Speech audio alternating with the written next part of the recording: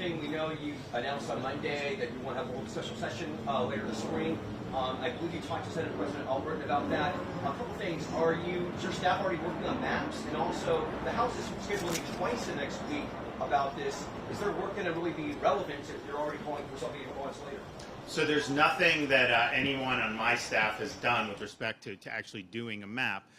But, you know, when we're going to do it, and part of it is we're going to be forced to do it, I think, because the Supreme Court's VRA decision is going to impact the current map. So just no matter what else happens, that is going to have to be addressed.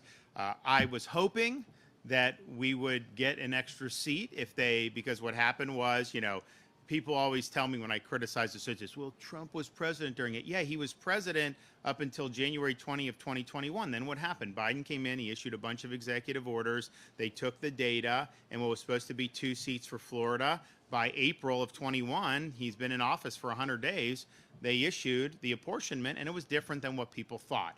And then they admitted a couple years later, oh yeah, Florida got undercounted, Texas got undercounted, they should have had an extra seat, and so each. So I was hoping then obviously that would have required it. I think at this point, the chance of that happening, I just haven't seen the movement that I was hoping from. I mean, I know there's a lawsuit with Commerce. I know they had talked about doing it. That would be for sure. But then you also have the interesting thing in Florida. When did the census stop? It stopped basically March of 2020, the end of March of 2020. Well, what's happened in Florida since then?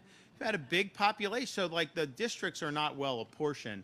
And I don't think people are getting equal representation and that was a demographic shift that I don't know that we've necessarily seen in modern history before. But I do think the Supreme Court, they heard argument on it in October. We anticipate a decision would be rendered probably sometime in the first couple months of the year.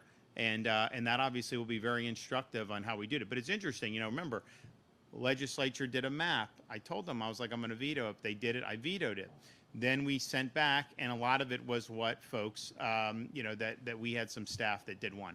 And people said, oh, yeah, no, we love it, Governor. We're just worried about the court. What happened in the courts? Upheld by the Florida Supreme Court and upheld, yeah, in against federal challenge. I don't think there will really be grounds for a federal challenge at this point, assuming that the Supreme Court rules, I think as a lot of people anticipate, on this VRA Section 2 claim. And so basically it'll be, you know, legislature's going to have to pass maps that just comply with the Florida Constitution, you know, which does have some guidance that you got to follow, and they will. But yeah, no, and it'll be good, and we'll work to get that done.